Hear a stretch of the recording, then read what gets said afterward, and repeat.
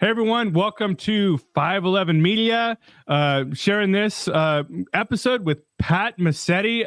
Pat, we've connected a few times, but it's a blessing to get to know you, brother. So thank you. I know I texted Pat yesterday and I was like, dude, I know you have a lot to say and a lot to think about what's going on in the USA, a lot of things that you and I both agree on.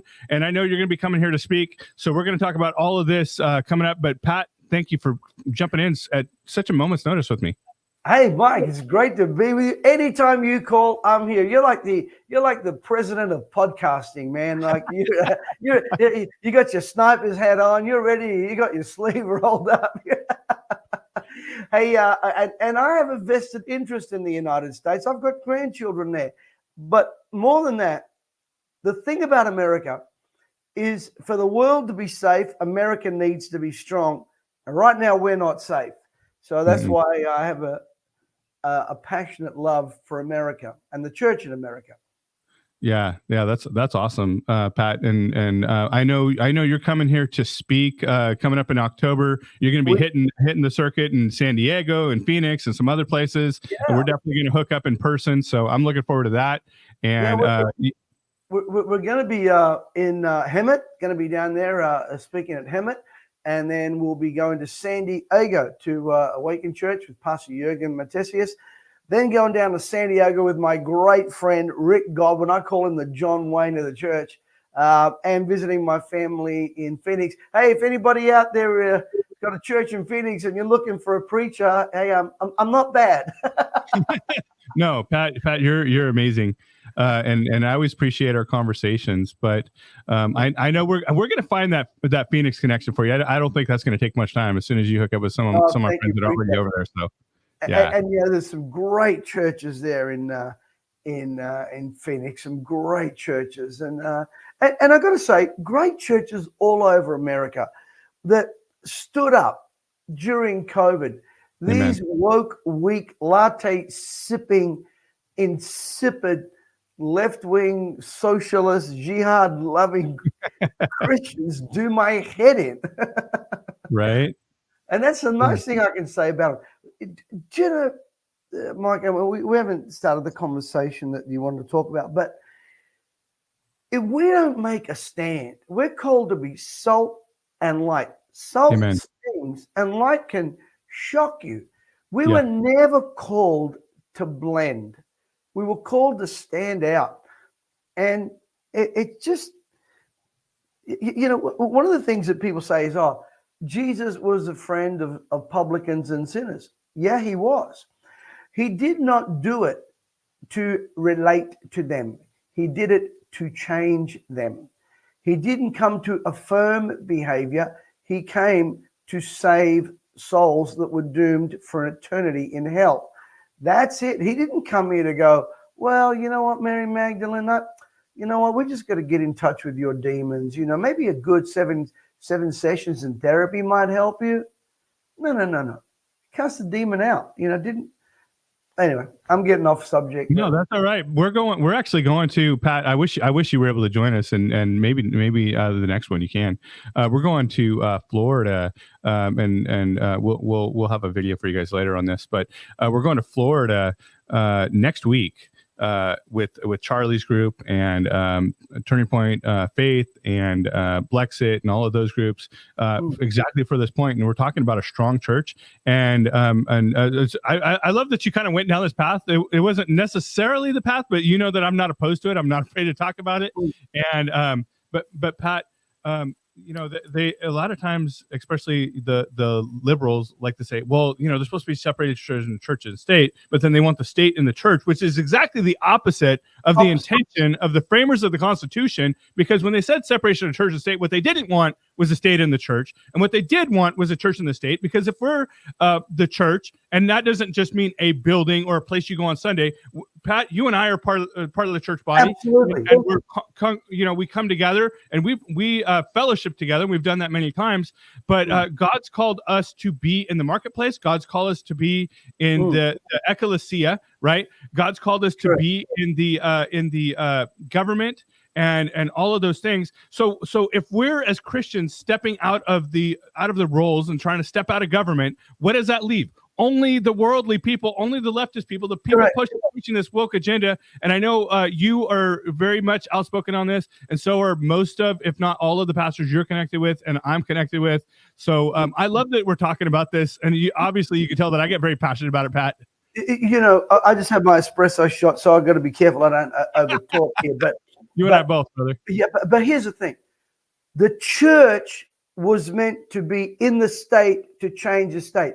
The state was never allowed to control the church. Jesus made a separation of people go, oh, you know what? America's a secular society. Australia's a secular society. Yeah, you ought to thank Jesus Christ for that, because he said, give to Caesar what's Caesar's and give to God what's God. He separated the two, but then he said to us, you go and be salt and light in there. He didn't tell them, you go and be a bad apple in the church. Never said that. Yeah. Never said that. But maybe maybe that needs a preaching tour. That does. I'm going to guess that you're probably going to be preaching about some of that stuff when you're here in October too. Look, you guys are so close to the election, and I'm always very careful when I go to churches. I don't want to overstep my boundary. Look, whenever I go to a church, I'm under the authority of that pastor, and whatever he says to do, I respect it. It's not my congregation. If he doesn't want me to make political statements, I don't. I'm just going to teach the Bible. And so for me, I'm under that authority of a church. I'll never cross the boundary there. But on my own platform, I had one of my relatives, one of my son-in-laws said, well, Pat, he said to me, Pops, what about, the state of the pulpit in Australia? I said, look, my job is not the state to fix the state of the pulpit in Australia. My job is to keep my pulpit healthy. That's all I'm responsible for. As you are, Mike. This is your platform, Yeah, that's right. That's right. And I love that you said that, because I felt like God's been impressing that upon me even more lately. But I felt like that for a while, that God has given me and 511 Media, as well as you, a voice. And he's called us to speak out, but simultaneously he expects us to be responsible with that voice and what we say. So we are held accountable. And clearly I don't have the title of pastor, but we are held accountable. And I think that God will hold us accountable for the gifts that he's given us. So that means if we say something that's not right, he'll hold us accountable for that. If we don't speak out against things that we should, he'll hold us accountable for that as well. The head of your Secret Service over there, Kimberly Chatterley, best friends of Joe Biden, by the way. Oh yeah. Well, I mean, you can tell they're best friends by what took place on Saturday. Yeah, it's okay. You can speak freely on this platform. Let's just talk about what she said about responsibility. Yesterday, Kimberly Chatterley said the buck stops here, but she takes no responsibility. Right. The buck stops here, except for that it doesn't. The buck stops here, except when it comes to Trump. Right. The buck stops here, except when I got Secret Service agents that I want put on a slope. Have you seen the White House? What Amen. Kind of a moron of I'm sorry if I offend people using that. She is a complete imbecile. You don't have to worry about me, brother. I sent you a photo of the slope where their sniper was on. It's like this. The slope where the other guy was on is like this. But the buck stops here. Yeah. If the buck stopped there, you know what you do? You pull the plug on yourself. That's what I would do. And anyway, but we're talking about being responsible for our own platform. There's a person that's not. And this is the problem with the left. They want to hold you responsible for what they want, but they don't want to be responsible for what they do. That's right. And you know, one of the things that everyone listening, and you need to hear this, what I'm about to tell you. This is a truth bomb. Stop listening to what politicians say. Stop listening to what leadership says. Start looking at what they do. Yeah. Well, we're the light of the world. We're the salt of the earth. We're bringing down strongholds. You won't even speak out against me getting an injection that could put me in a deathbed, preacher. Don't go telling me you're binding strongholds. Mm-hmm. I mean, Pat, I had a conversation, not, just a couple hours ago at lunch with a friend of mine, and it's not verbatim, but if I was to paraphrase the conversation, I would very much say the conversation was actions speak louder than words. 100%. And they do. What you do is louder than what you say. And this is the thing I love about President Trump. If he says he's going to do something, he will do it. These other guys, we have a political system here in Australia, which is socialism, Marxism, and jihadism combined. And it's becoming frightening. You think about this, Mike. When did jihadists, people that want to kill Jews, extreme Marxism and fascism get together? I'll tell you when. During the reign of Adolf Hitler. The Jerusalem Mufti not only worked for Hitler, promoted Hitler, sat with Hitler to exterminate the Jewish people. Now what you've got those people combining with, watch this, gays for Palestine. Ooh. You wouldn't last a day in Palestine. They would throw you off the roof. Yep. We've said that many times on this show. Yeah, that loudmouth senator that you guys have got there in the Democratic Party that's all pro, Hamas and whatever her name is. Omar? That's the one. Yeah. They wouldn't even let her in the parliament of those countries. And they want to make change over there. All right, here's my advice. Go over there and make the change. Don't sit here under my tax-paying dollars and want an agenda for over there. No, you go over there and do it. We'll fix ourselves up here ourselves. But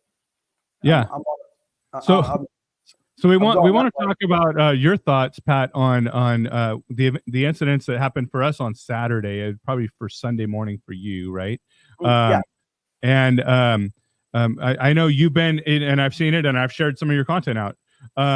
You've been outspoken about this just as much as I have, just as much as we have at 511 about just the incompetence, the level of incompetence. And I'm not going to repeat myself for you. You know where I stand, and if you're watching this, if you're a viewer, you all know where I stand because I've said it many times, even just during this past week. But Pat, I would love to hear your thoughts on this. Well, this is either a setup or a stuff up.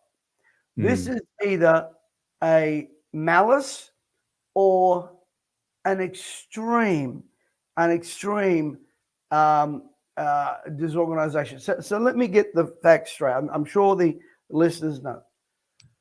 We have a campground that has been swept clean by the law enforcement services, FBI, and Secret Service. I think I'm correct there. Then you have, 30,000 people in a campground. A 20-year-old, unknown, unskilled, unattached, non-ideological 20-year-old kid brings a ladder, puts it against the building with a rifle, climbs the ladder, is then confronted by a police officer who walks up to the slope roof, walks back down. People are yelling for 3 to 5 minutes. There is a shooter on the roof. They do zero.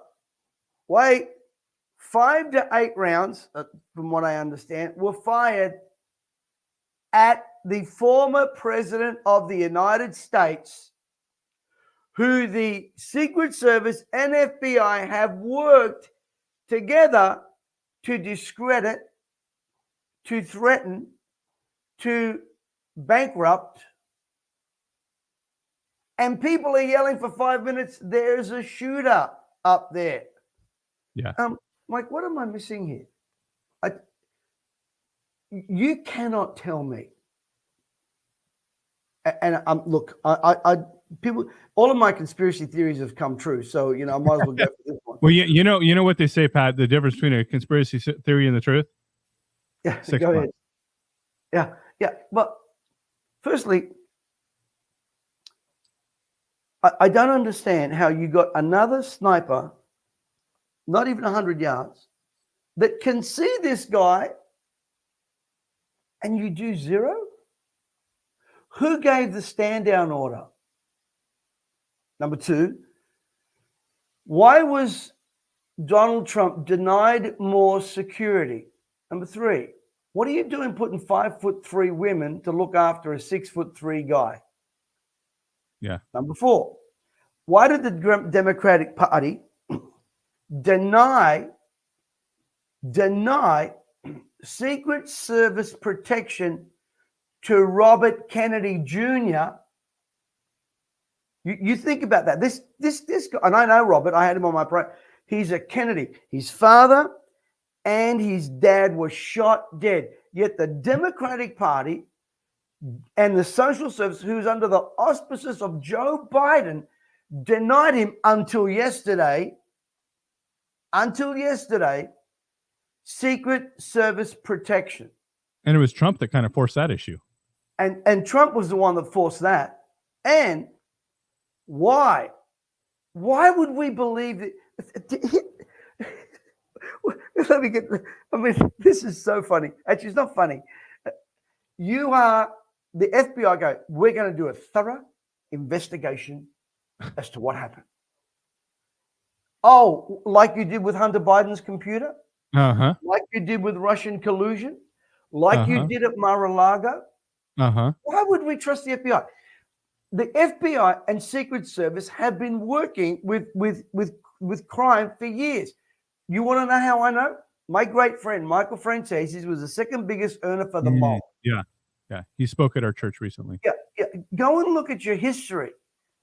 And I'm supposed to believe that Kimberly Chatterley, who doesn't like Trump, who hates Trump, Jill Biden's best friend, apparently. This was just a mishap.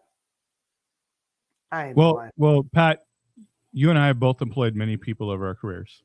And we've terminated people for far less than this. Right? Yeah. Why isn't she being fired? There's an agenda here. Why is she not fired?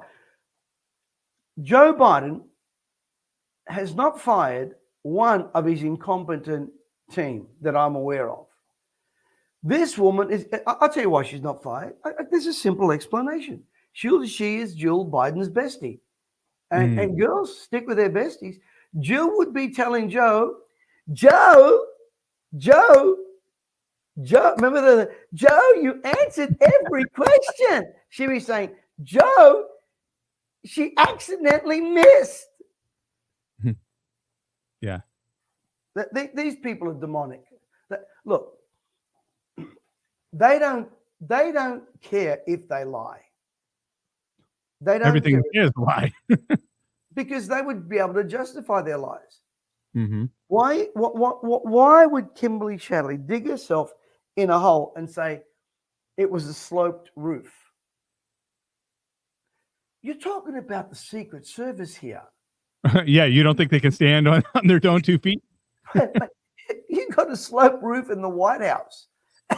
Your shooter was on a sloped roof, more sloped than the guy that had the rifle. Yep. It's a convenient excuse for an incompetent leftist socialist agenda. Well, Pat, we've had Mike Boudreau, who you guys have seen, and he's a recurring guest and getting ready to launch a podcast with us very soon as well. Mike is a sheriff in California. He's run dignitary security. And Pat, I'm sure you've been to these events where these people have spoken. I know firsthand, and I'm sure you do too, the level of security that they have at these events. For this to have happened, look, I'm not going to come right out and say that it was intentional, but the question is, how can it be anything other than? Mike, you might not come out and say it, but I will. Look, I'm a street guy. I'm a street guy. I smell a rat. I was taught to smell a rat from when I was 5 years old. someone either gave a stand down order, either didn't do their job, or worked. I don't know. And here's another one. Up until yesterday, the FBI, I mean, this is really good. The FBI couldn't break into the phone of this 20-year-old. Mm-hmm. The FBI, Secret Service, and even military people. I remember when I heard General Schwarzkopf talk about Saddam Hussein, and they asked him why didn't he take him out. He said, I could tell you what he had for breakfast every morning, but that wasn't my mission. My mission was liberate Kuwait, not kill Saddam Hussein. Mm. These people have intelligence that is unbelievable. We don't know about his laptop. We don't know about his phone. And FBI said yesterday, Secret Service said, we've been able to break into the phone and we haven't had it sent to a private company to break into it. Right. Is this the same people that couldn't break into Hunter Biden's computer? Right. And firstly, how about we do this? How about the FBI not investigate and the secret don't? How about we appoint an independent group of conservative people or a mixture, independent, to investigate? I'm sure they got recordings through their headsets. I'm sure they've got. There is no way they don't have recordings. Yeah. And the other thing is, why do we have Secret Service agents on the ground saying, "What are we doing? What are we doing? What are we doing?" This is on their microphones. We can hear Trump saying, "Get my shoes." Must have been a nice pair of shoes. Right. And we can hear them saying, "What are we doing? What are we doing?" One girl can't get a gun in a holster. The other one's trying to get too busy waiting for the photo op to get her sunglasses on. Right. They don't know what they're doing. They can't put a gun in a holster. And the incompetence. I mean, it just boggles my mind. Well, I am lost for words. You know far more about the political system and the workings going on in the United States than the vast majority of people that live in the United States, and you're living in Australia. You're more aware, you're more in tune, you pay attention, you know what's going on, and you care, right? Because I know your heart, and I know that you care about what's going on. You care about the future of not just our country, because the future of our country affects, as you said, every other country, right? So you care about the people as well. Correct. For the world to be safe, America needs to be strong, and America is not strong right now. No, it's not. We have. You think under President Biden there was not one war, not one. President Trump. Sorry, President Trump. Oh my Lord, help me, Jesus! I know what you meant. Biden moment right then. Thank you, oh Lord, watch my. Under President Trump, not one war. Not one. Under Biden, you got a war in Ukraine funded by billions of American dollars. Yep. While your people are sleeping on the street. By the way, most of it happening in democratic neighborhoods. Yeah. This is not happening very little of that's happening in Florida. You've got a border out of control. We don't have a border. Well, you don't have a border. Correct. Correct. I'm having Biden moments left, right, and center here this morning. No. That's okay. I mean, we're supposed to have a border, but it doesn't exist at this moment. You don't have a border. Globalism. Here's the thing about globalist agenda. Globalism wants to remove currency, wants to remove border, and wants to install autocratic, non-government agenda. That's what they do. Yeah. And if you look at anyone that is associated with the World Economic Forum, look at Canada, look at Australia, look at America. They are following an agenda, an ideology. The second thing they're allowing is they're allowing radical Muslim ideology in. Radical. And your country, just like mine, is in great danger. I'm not against people of the Muslim faith. I'm not against people of it. You can believe what you darn well want to. God gives you that right. However, when you have people that want to exterminate God's people, Jews and Christians, and you let them be in your parliament, in your government, what do you think is going to happen? Right here in Australia, let me tell you what's happening in Australia. We had a Muslim senator cross the floor against her own party who backs pro-Palestinian agenda, right? So she is part of the Democrats over here. They're the equivalent Democrats. They are the most pro-jihadist, and I call them that because that's what they are, pro-Palestinian, pro-Hamas people. Okay, she crossed the floor against them. Within a week, as a senator, you can sign for your own political party. She signed or is signing to have a independent political group called the Muslim Vote. Wait a minute. And guess where they are? They are going to campaign and put candidates in the areas of her own former political party, which represents 2.7 million votes of a country of 25 million. They are planning a takeover. They are planning for the tail to wag the dog. And your country, under a leftist ideology, is exactly the same. No different. Yeah, that's absolutely right. So all of that said, we've been living in this world of inflation, taxes, and the expenses are out of control, frankly. But we're not going to go down that path right now because I mean it's apparent. There's no reason to continue to beat that horse because y'all know it, right? But it's hope isn't lost. Like this is very, very likely. Aside from some shenanigans that we know is going to happen, the October surprises we know are going to happen, continued threats, and potentially, very likely, continued attempts on Trump's life.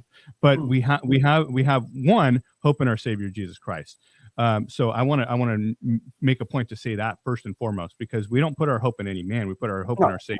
But number two, we do have as a system of government and political, because we spend a lot of time talking about that, and that's what most of the show is about. That's what our conversation is about. We do have hope for America as well in the near future. It looks like all momentum is going to Trump, and now he's selected J.D. Vance as his running mate, as his vice president. And I would love to get your opinion on that, Pat. Do you know much about J.D. Vance? Look, what I've read, I like the guy. Yeah. I like him. I mean, I'm so glad President Trump didn't go, well, I need to get someone to balance my stuff. I need to get a woke guy in here to, right. I'm so glad he's politically, he did the right thing. Go over here, go to the right. That's your, and I don't know. I believe he has, and again, people go, "Oh, you should elect him because they're Christians." Man, some Christians, I want to keep them away from government. They stuck their brain in a pickle jar and said reserved until the rapture, But look, I like him. I think he's great. I do have a concern. This leaked conversation Robert Kennedy had of him and President Trump. I know Robert. I was very how can I say, very aligned with Robert during COVID and his brilliant book on Fauci.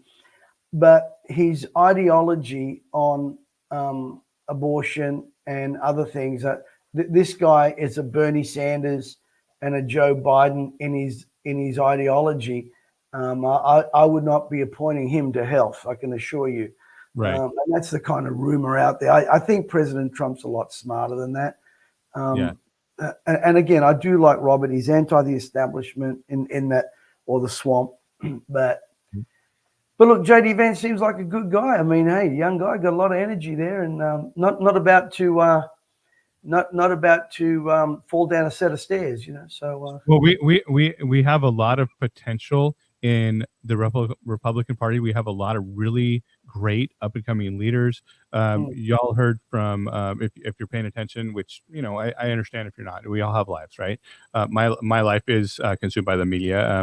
We run a media company, clearly, but we have a lot of very strong leadership in the Republican Party when it comes from Kristi Noem, Youngkin, JD Vance, and Nikki Haley, and many of these have stood against Trump at times as well. But what I like is we're seeing a unifying of not just the party. We're seeing a message from the Republicans of unification of the nation, and that's we're frankly in a time that this nation has been divided, very divided for quite a while, and I would say maybe longer than this, but it especially started progressing much quicker in 2008, and it's gotten progressively worse since then. And for the Republicans to be stepping up and taking that leadership, and they're making a point to reach out to the young generation, the millennials, the Gen Zs, the up and comers, and they're doing it with a strong voice and a strong form of leadership, because I find it reassuring, and I very much believe that people are looking for something different, because all of these loud voices of wokeism, of transgenderism, of the liberal army, the liberal mafia, the Clintons, the Obamas, the Bidens, and all of the corruption. And I'm not saying there's not corruption on both sides, because there most certainly is. However, there are two sets of standards here in the U.S., one for the liberals and one for the conservatives. And that comes not just into politicians, but that comes into voices like mine, voices like yours, even, Pat, where and I know you've had people come against you as well. Oh, my God. Put security cameras around my house. Yeah, because people don't want to hear what we have to say. We have another show we aired last night that we air every Tuesday with Scott Garcia, but they were talking about this idea that words are violence. And I was like, how can words be violence? You decide to be violent because someone said some words you didn't like, but that doesn't make words violence. If Joe Biden said, we need to put Trump in the bullseye. Oh, yeah. Just Monday of last week. Yeah. Well, he apologized for making that statement. But if that was Donald Trump that said that, they'd crucify him. Oh, they'd gone and arrested him and arrested him for incitement to violence. Yeah. You've got left-wing celebrity. Just here, Jack Black just had to cancel his tour here in Australia. Well, he should have. Jack Black, disgusting. His guitarist, when he had a birthday wish, next time, can you not miss Trump? What about that? I don't even want to mention her name because I don't want to give her any air. The day that the presidential pardoning laws came in, this woman starts screaming on her Instagram. This is a Netflix actress. Mm-hmm. Joe, take him out. Joe, take him out. Joe, take him out. Nothing's done. And one more thing I want to add. Do you know who's been conspicuous, so conspicuous in their silence about this thing that just happened, this assassination attempt? Where's the, gosh, I'm sorry to hear that from Bill and Hillary Clinton. Yeah. Yeah, because their names have been surfacing much more lately as potential replacements for Biden. I haven't heard anything from the Clintons about this assassination attempt. Barack Obama gives some lame duck thing, and as did Joe Biden. This thing of uniting America. I hate to burst people's bubbles. You are never going to have a united America, and I'll tell you why. Mm-hmm. Good, evil. Yeah. Black, white. Light, darkness. we can unify on certain things, but there is always going to be a chasm, a division. Jesus said that. He said, "Look, they hated me; they're going to hate you." Mm. And we don't. The Christianity we have today is not built for conflict right now. And let me just say this: you got different thoughts of eschatology. You got pre-rapture, mid-tribulation rapture, after tribulation rapture, or whatever. What do I care? I'm ready for everything. If Jesus should come and rapture me before a tribulation, great. If I'm in the middle of a tribulation, great. The point is, we have built a Christianity that is not used to conflict, disagreement. We're not built for that. Yeah. Or persecution. Here, during COVID, government says you got to shut down your churches because you might sneeze on your grandmother and you might kill her. You evil people. Yeah. Can't sing. Because if you sing, California. If you sing, you could kill your grandmother. Churches shut down. 2 times that's happened. Jezebel's rule and 4 years ago. And Joe, yeah, Joe Biden's rule. And Joe, and in our case, a Christian prime minister. Pentecostal one, I might add. Well, he goes to a Pentecostal church, but he's supposedly Joe Biden is Catholic. Supposedly, we have. Look, it's convenient to be a churchy.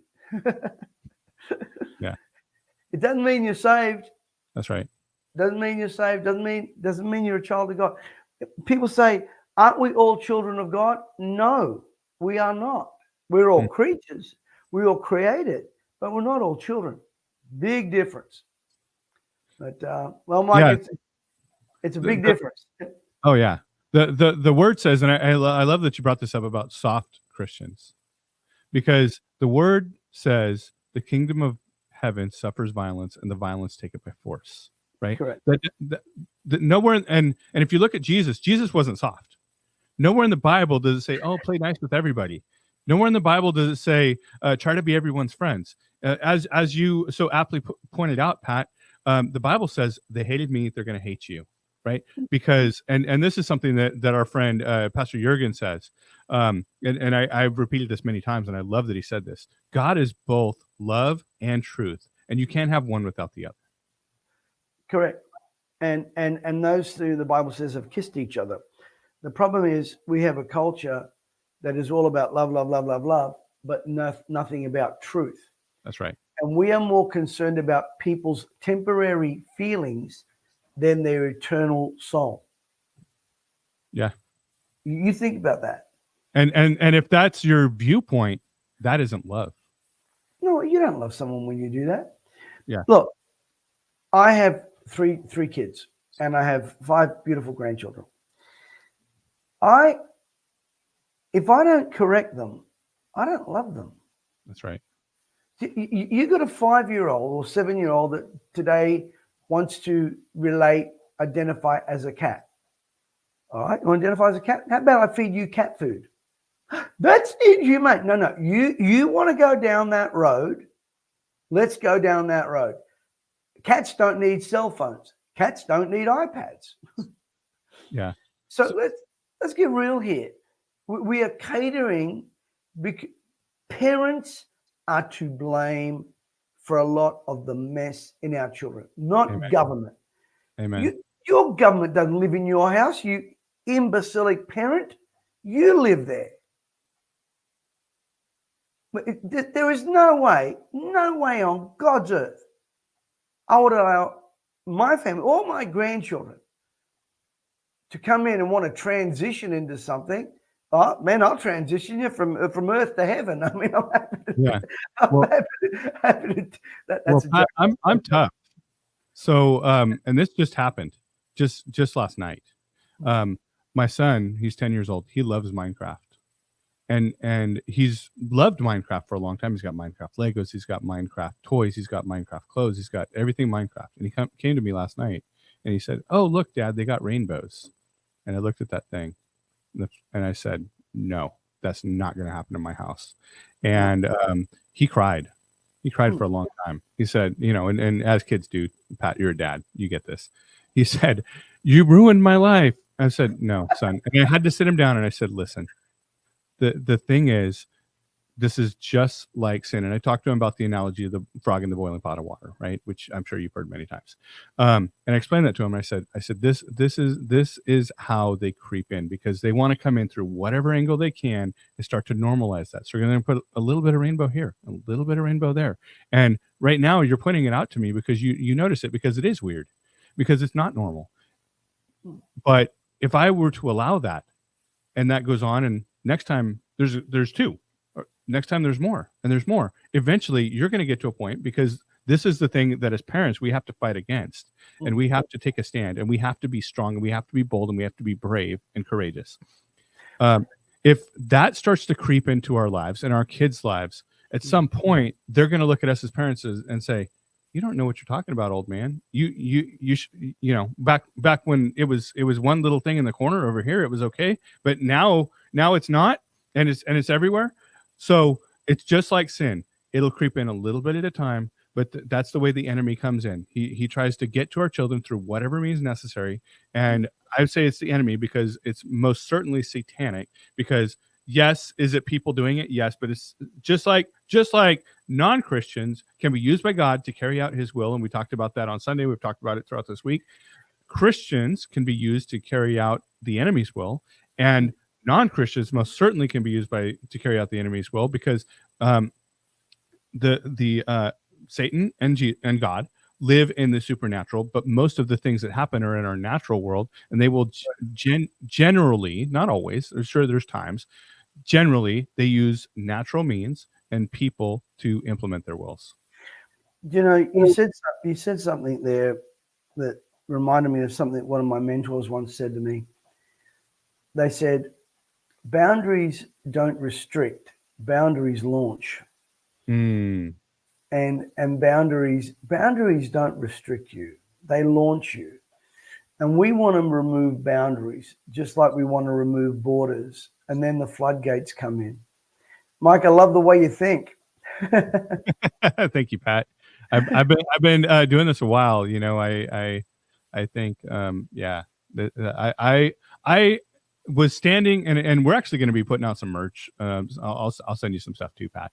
But I was standing in the Thomas Jefferson Memorial just a few weeks ago, and I was reading the words in there, and something came over me, and I said, I cannot stand, and this is just kind of almost more of a refreshing, because it's not like it's necessarily new in my life, but I said, I cannot stand idly by as all of these things happen and remain silent and not do something.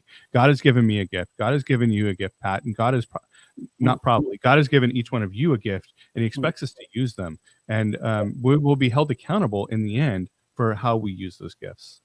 Absolutely. Look, we had an incident here where one of my great friends, Bishop Marmari, was stabbed on in the eye. You guys probably heard about it over there as well. I remember that. Yeah. And I put up the video of his stabbing, and I got shut down by the tech giants. Oops, of course. Surprise. I had the video. I was sending actual footage to the news, the equivalent of your Fox over here. But what amazed me is we have a great Christian brother who was literally stabbed in church. Yeah. I heard zero from church leaders about it, except for, let's pray for Bishop Marmari. Well, let me ask you a question. And honestly, this is one of the things that irritates me, Mike, about believers. And they say, I will be praying for you, Mike. When people say to me, I go, well, what are you going to pray? What's your prayer about? Because what are you going to pray about? Oh, it's my business with God. No, hang on a minute. people go, "Oh, I'm praying for President Biden." Yeah, I'm praying for President Biden that God will remove him. That's my prayer. Yeah. I'm not going to say to you, I'm praying for President Biden. I'm praying for God to remove him. Yeah.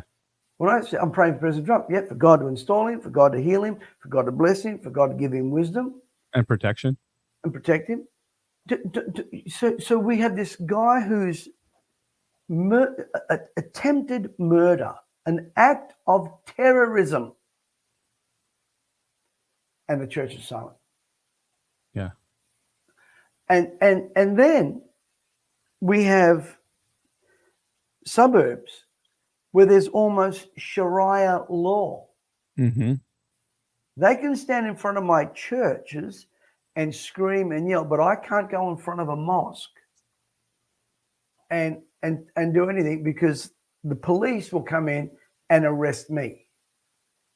You've got this country right here. You've got Jewish people arrested while radical Islamists are screaming from the river to the sea. And the church is silent. How can you be so? We need to take a leaf from this guy's book. This is Dietrich Bonhoeffer. Yeah. He was not silent. Esther was not silent. Jesus was not silent. Jesus called Herod a fox. I got into trouble from pastors in this country because I spoke out against our prime minister during COVID. I said, Jesus called Herod a fox. Moses confronted Pharaoh. Well, John the Baptist. One preacher said to me, John the Baptist, well, look what happened to him. Hello. Silence is a friend of oppression. Silence empowers injustice. Silence is approval for evil. That's what silence is. Yeah. And for the church needs to realize we are one generation away from extermination. Mm-hmm. One generation. And I think that's a lot of what COVID was, Pat. It was their opportunity to silence and shut down the churches, and in a lot of places that succeeded. Well, they did, and where they didn't succeed there, what they succeeded to do was make the church the mouthpiece of the state. Yeah. Why on earth? Now I'm talking about Australia here. I'm sure it happened. Why on earth were churches sending out letters to congregational members to do what the state says? What? Wait a minute. Is the state going to send out a letter telling constituents to do what the church says? Nope. When did we become this? We became this when we lost our salt and light. And I'll tell you what we lost. The Bible. The Bible is not a pop psychology book. Mm-hmm. I am so over. I mean, the best comedy show on TV to me is not Seinfeld. It's watching Christian preachers. 7 ways to have a happy home. 5 ways to silence your inner conflict. 6 ways to have a great vacation. I heard one. You'll love this. During COVID, 7 ways to have a peaceful Christmas with people who are different. So 7 ways to have a peaceful Christmas with unvaccinated people. Help me, Jesus. Anyway. Yeah, that's wild, man. But yeah, no, that's insane that the church would do that. But I'm sure there's churches here. What I saw not that long ago, Pat, and I'm sure this happens in Australia too. There was voting, and I forget, United Methodist or something. We all know that denomination, and everything. Even more so than I do, Pat. But they were voting on whether or not they were going to allow homosexual pastors to be running churches. Well, we've got that. Well, right now you've got a Catholic Pope who is saying we've got to embrace all this stuff. Listen, to me, when I was pastoring, everybody was welcome in church. I don't care whether you're gay, straight, trans, everybody's welcome. That's right. Everyone's welcome. And everyone can be an heir of salvation. I don't care who you are. And I will love everybody, but I'm not going to change my message. That's right. I'm not going to change what I believe for your feelings. Now, you can change your feelings to come over to what God says, not what I say. What does God say?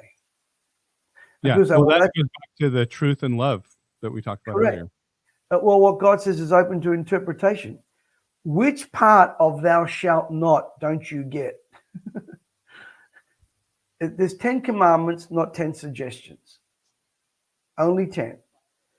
And all civil and moral law is based on those 10 commandments, not suggestions.